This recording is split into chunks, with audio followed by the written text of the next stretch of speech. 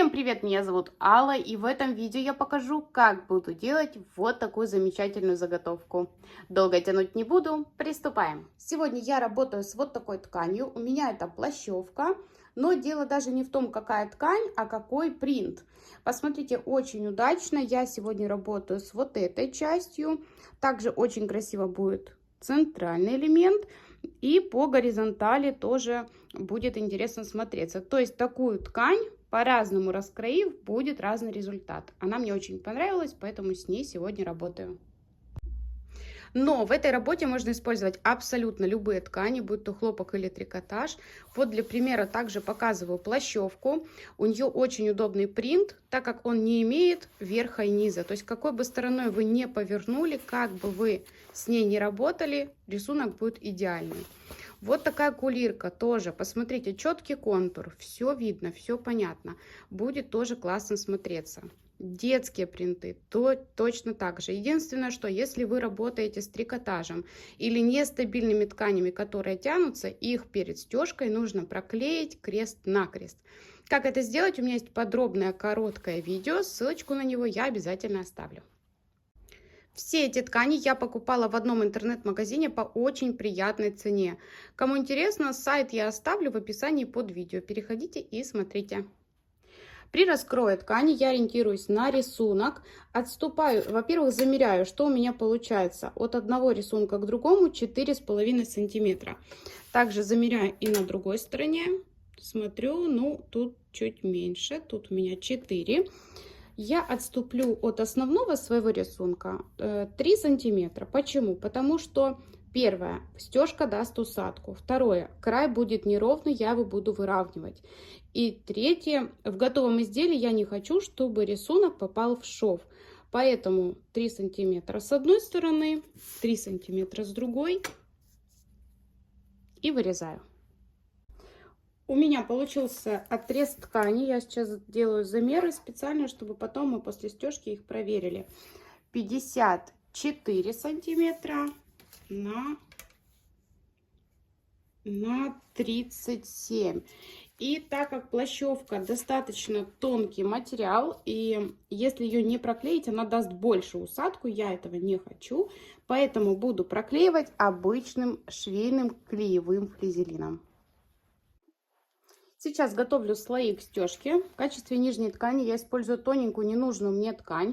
Она нужна для того, чтобы волокна от утеплителя не забивались так сильно в челнок машинки. Далее утеплитель у меня Slimtex 150 грамм на квадратный метр. Можно использовать любой другой утеплитель. Если используете синтепон, перед работой его утюжьте, чтобы ушел объем, осталась только плотность. И вот плащевку я проклеила. Сейчас все эти 3 слоя я скалываю. В этой работе я буду простегивать цветы вот такой ниточкой. Это швейный полиэстер номер 40.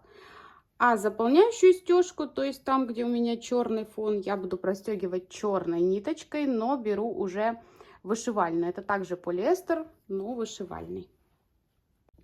Я возле машинки, опущены зубчики, лапка для штопки, игла номер 75. Супер стрейч. Мне понравилось, как эта игла ведет себя на плащевке. Обычно я стягаю иглами для джинса, кожи, вышивки или квилтинга. Но в этом случае вот это мне понравилось больше. Также я еще подготовила зеленую ниточку. Не буду простегивать уже листики. Также вверху у меня стоит цветная нить. Я буду начинать стежку с цветочков. А внизу я поставила вот такую бежевую. Ну, для экономии. Эту нитку все равно не будет видно. Стежку нужно начать с центра проекта, для того, чтобы на лице не образовывались защипы. И я вот, например, выбираю любой цветок и с него начну. Опускаю лапку. Вот давайте прям с центра. Опускаю иглу и поднимаю. Подтягиваю верхнюю ниточку и вытаскиваю нижнюю. Это нужно для того, чтобы нитка на изнанке не запуталась и в челноке не образовались проблемы. Так, опускаю иглу в то же место. Начинаю делать стежку. Всегда начинаю с закрепки. Сейчас я немного приближаю. Начинаю с закрепки, несколько стежков вперед и затем назад. Раз, два, три. И назад. Раз, два, три. Теперь смотрите, я буду имитировать вот эти, ну, цветок. Можно проходиться вот такими же, как закрепка. Сейчас я отрегулирую лапку. Вот так, да? Можно идти рядышком. Ну, например, вот раз. И назад возвращаться рядышком. Вот так сначала я простегиваю центр. Ну, я буду возвращаться туда же. Мне так больше нравится. Грубо говоря, это мы сейчас делаем вышивку, но в отличие от вышивки это слои. Так.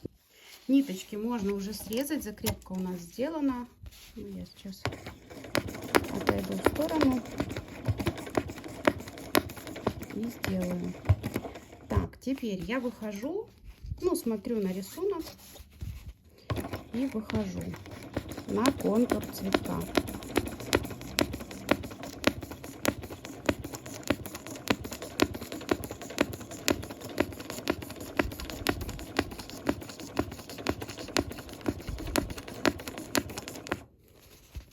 Так, сейчас.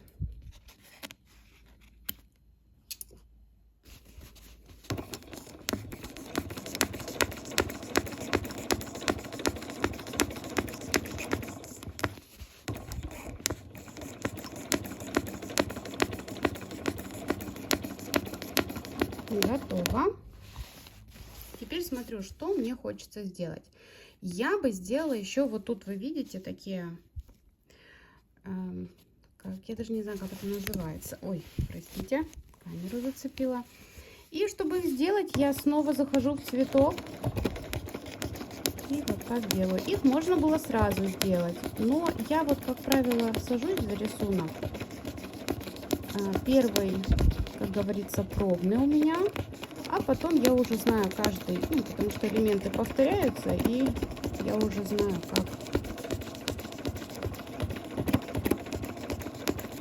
как мне пройтись в то или иное место. Теперь я смотрю, куда мне лучше выйти.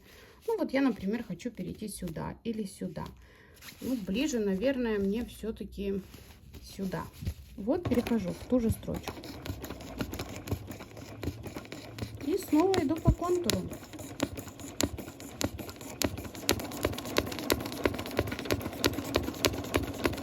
Если где-то, вот как сейчас, я в контур не попала, то, ну вот видно, да?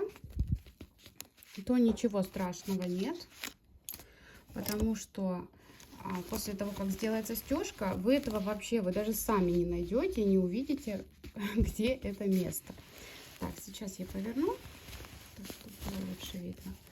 Ну, я думаю, что на этом этапе все понятно. И вот так по контуру проходя, и, конечно же, я буду заходить вовнутрь и делать вот такие прожилки. Вот если мне сейчас не видно, что тут за рисунок, я поднимаю лапку, смотрю, чтобы я все правильно сделала. Вот этот и вот так простегиваю. Простегиваю только цветы по всему полотну. Дальше включусь и покажу. На цветах я стежку закончила. Теперь я поменяла верхнюю ниточку на зеленую. И точно так же начинаю простегивать листики. Вкалываю, вытаскиваю нижнюю нить. Я ее не меняла. Придерживаю. И начинаю тоже по контуру, но также буду заходить и в центр. Сейчас все покажу. Сначала закрепка, несколько стежков вперед и назад. Так, я вижу, что мне нужно немножко поменять натяжение. И иду по контуру. По контуру прошлась. Захожу вовнутрь и выхожу. Если листик побольше, Ну, там где 2 прожилки, возможно, где-то 3 будет, то буду их делать. Так. Далее, сейчас я также сюда перейду. Вот эти элементы я не простегиваю. Они слишком маленькие, но нет в них никакого смысла. И потом я покажу, когда буду делать заполняющую стежку. Но зелененьким я их растягаю. Тоже вот так по контуру. Видео я не ускоряю, просто добавляю скорость педалью. Так, иду в ту же строчку, перехожу и продолжаю.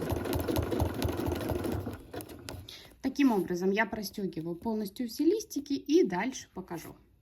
У меня простеганы цветы и листики. Сейчас мне нужно сделать заполняющую стежку и тем самым убрать все вот эти заломы. Это не защипы, это заломы. И специально показываю в полном формате, чтобы вы видели до и после. Я поменяла нить на черную. Напоминаю, что вверху у меня стоит вышивальная, но это не обязательно. Вы можете взять и швейную. Но внизу у меня стоит самая обычная швейная нитка. Также черного цвета. Я вниз ставлю те нитки, которых у меня много, то есть на больших бобинах, и я их использую вниз. Так, начинаю я, например, ну вот где-то тут. Сейчас я приближу, чтобы было максимально хорошо видно. Точно так же вытаскиваю нижнюю нить наверх и опускаю. Делаю закрепку. Возвращаюсь. Я буду простегивать стиплингом. Много раз я его показывала на своем канале, рассказывала, как он делается. Но тут он будет очень мелкий. Захожу и вот так простегиваю полностью места, которые у меня черные.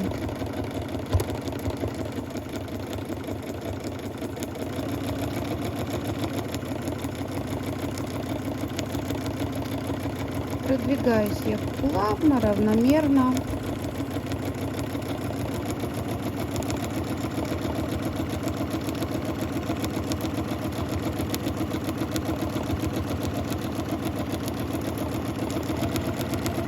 И сейчас покажу переходы. Там, где это возможно сделать. Вот, например, тут я могу перейти. Давайте еще сделаю вот так. Тут я могу перейти вот так аккуратно. Раз, два. Перешла. Сейчас заполню этот промежуток и выйду тут. Тут даже больше не стиплинг, какие-то волны, ну, потому что места совсем мало. Кружочками, камушками я делать не хочу. Вот смотрите, выхожу и продолжаю.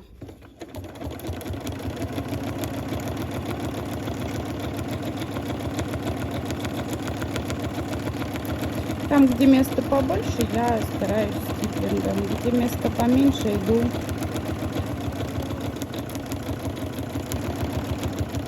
Так, и вот смотрите, я говорила, что вот эти места я не простегивала. Вот сейчас, когда я буду свободно ходовой заполнять, заполняющий, я вот так просто по контуру их обхожу и дальше выхожу и продолжаю.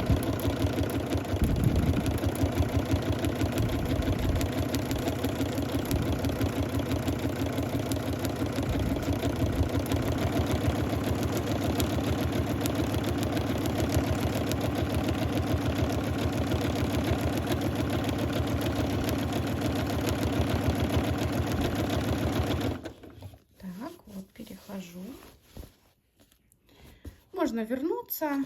Вот сейчас вам не видно. Вот тут, да, продолжить. Но я хочу равномерно, поэтому я буду продвигаться плавно. Давайте покажу по контуру Вот так. Далее в ту же строчку возвращаюсь и по контуру монетки.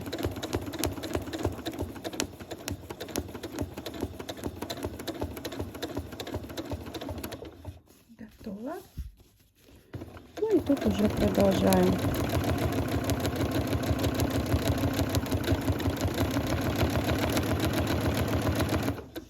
Думаю, на этом этапе все понятно. Я доделываю до конца и уже покажу готовый результат. Стежку я закончила. Вот так выглядит моя заготовка. Покажу поближе. Результатом я очень довольна. Так как на монетках не образовались заломы, я их простегивать не стала. Посмотрите, какая красота. Вот так выглядит изнанка. И вот тут на уголочке, смотрите, у меня образовался залом, защип. Ну, для меня это не критично. В этом углу не было хорошо сколота ткань, поэтому так произошло. Но просто, чтобы вы понимали, что такое бывает. И если вы, например, какой-то большой проект, одеяло стягаете, то, конечно же, будьте очень внимательны. Теперь я обещала замеры. Вот так. Получается у меня 50,5, а было 54. Вот усадка. Все опять же зависит от ткани. Так, а тут 35. Ну, то есть усадка для таких размеров, да, 35. Для таких размеров усадка допустима.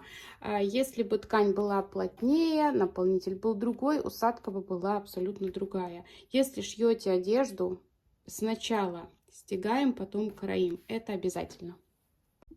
Из подобных заготовок можно сшить абсолютно любое изделие. Все зависит от размера, конечно же, от желаемого результата. И если вам интересно, что конкретно буду шить я, обязательно подписывайтесь на канал, и вы увидите это в новых видео. А на этом видео подходит к концу. Если вам понравилось, поставьте лайк, напишите комментарий, а также подписывайтесь на канал, если вы еще не подписаны. Ставьте колокольчик, чтобы не пропускать новые ролики и видеть их первыми. Также, если остаются какие-то вопросы, всегда можно написать мне личное сообщение. Все мои контакты есть в описании под каждым видео. На сегодня все. Всем пока-пока и до новых встреч на моем канале.